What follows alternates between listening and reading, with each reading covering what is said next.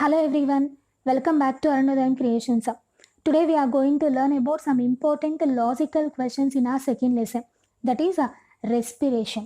Respiration lesson lo important logical questions చదువుకుందాం. First, in this experiment, what happens when we keep potassium hydroxide pellets in glass bottle? So ఈ experiment తెలుసు కదా మీకు, carbon dioxide is released during aerobic respiration experiment.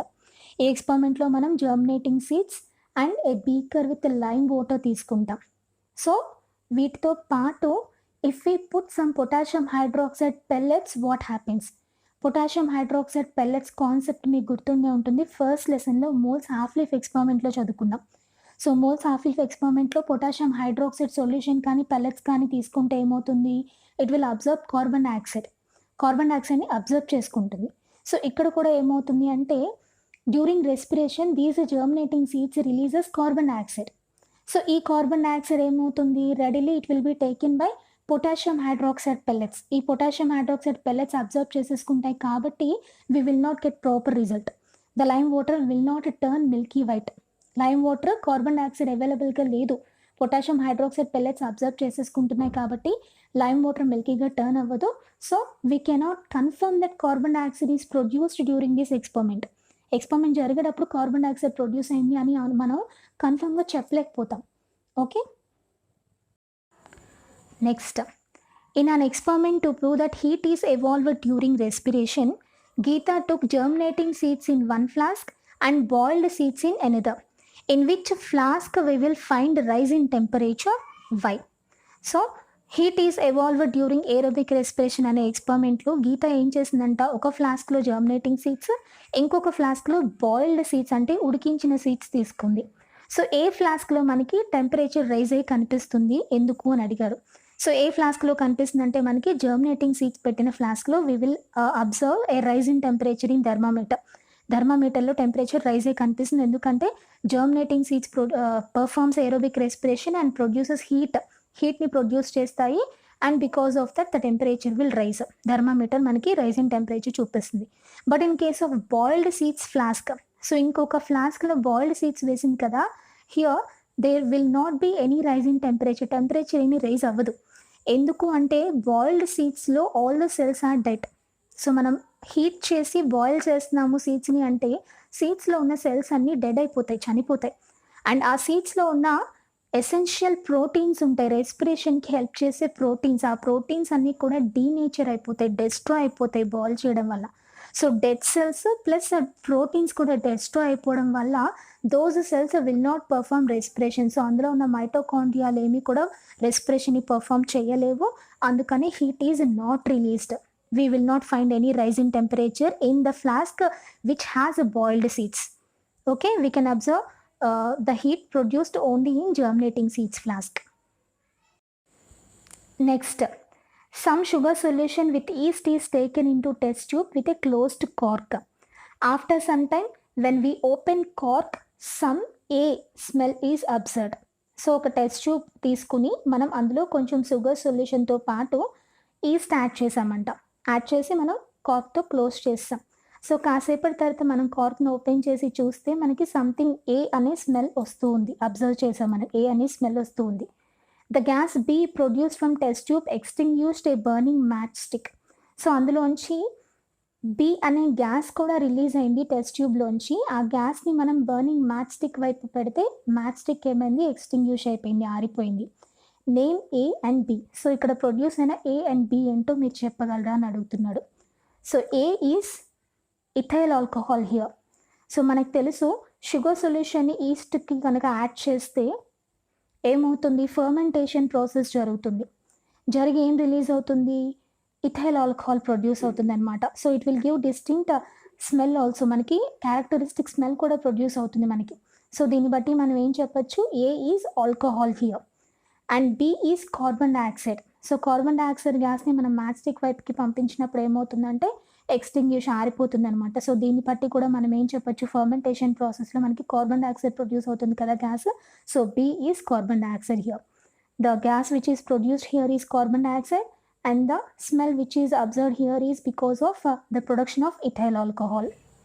Next, Ramesh added few lactobacillus bacteria to maida dough, assuming fermentation to take place for preparation of cake. Ramesh ఏం చేశాడంట, మైదా డౌఫ్ అంటే మైదా పిండికి lactobacillus bacteria add చేశాడంట. ఎందుకని? ఫర్మెంటేషన్ ప్రాసెస్ జరిగి cake prepare అవుతుంది అని. What might be the result? So result ఏం రావచ్చు అని అడుగుతున్నాడు. Fermentation will not takes place here. So ఇక్కడ ఫర్మెంటేషన్ జరగదు. ఎందుకు జరగదు అంటే, for fermentation we have to add yeast. Lactobacillus bacteria మనకి మిల్క్ని కర్డ్గా తయారు చేస్తుంది, but it cannot convert maida dough into కేక్గా తయారు చేయలేదు. సో ఇక్కడ ఫర్మెంటేషన్ ప్రాసెస్ అనేది జరగదనమాట, and cake will not be prepared. ఇక్కడ మనకి కేక్ కూడా ప్రొడ్యూస్ అవ్వదు. సో ఏం చేయాలి రమేష్ ఇక్కడ? Instead of lactobacillus bacteria he has to add yeast to డోకి ఈస్ట్ యాడ్ చేయాలన్నమాట. Then only fermentation process will takes and cake will get prepared.